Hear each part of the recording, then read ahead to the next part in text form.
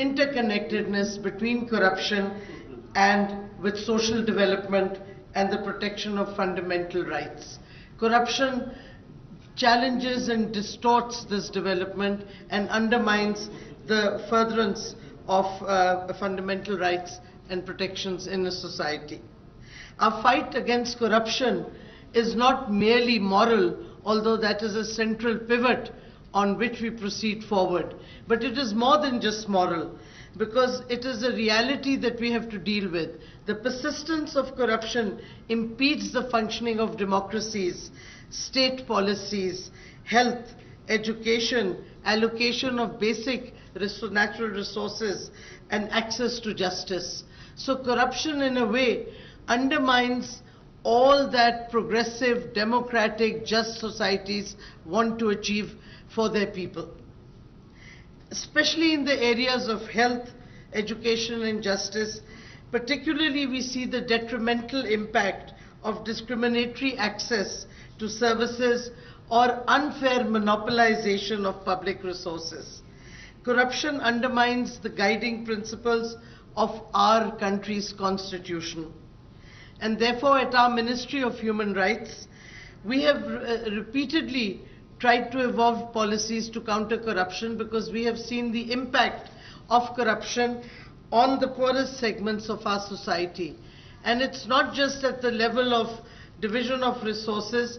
We've seen how corruption impedes reform systems even in prisons in Pakistan, and right now we're undergoing prison reforms because of this, where we are, the Islamabad High Court itself observed that we see the vulnerable being exploited and the marginalized and vulnerable inmates becoming victims of grave violations of human rights by mafias and corrupt practices.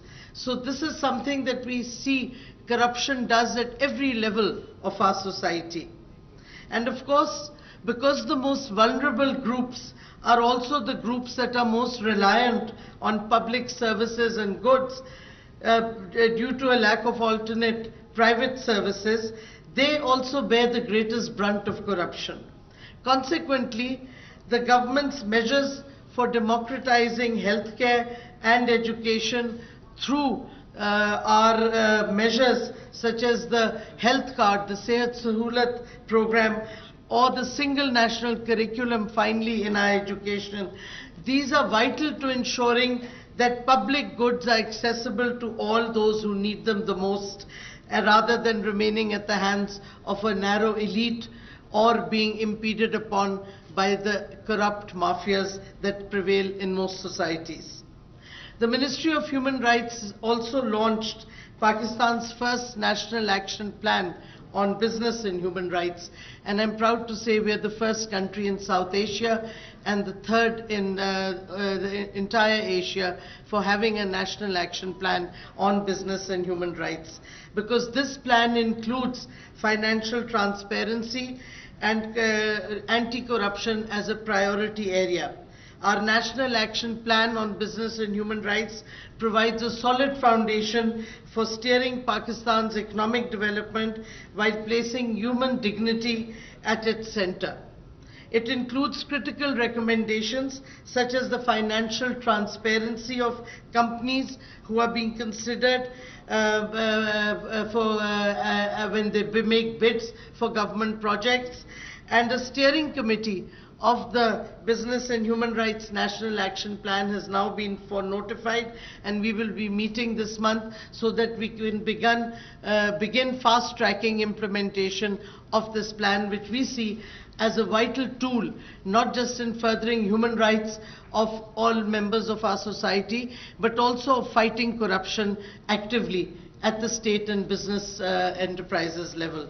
So this is something that we are now progressing towards. We all know that the state has an obligation to protect those who are involved in ensuring its transparency, this transparency. In other words, what I'm saying is the state also has to protect those people who investigate, report, or prosecute corruption. Again, our government's Journalists and Media Professionals Protection Act, which became law a few months ago, seeks to promote, protect and ensure the independence and freedom of expression of journalists and media professionals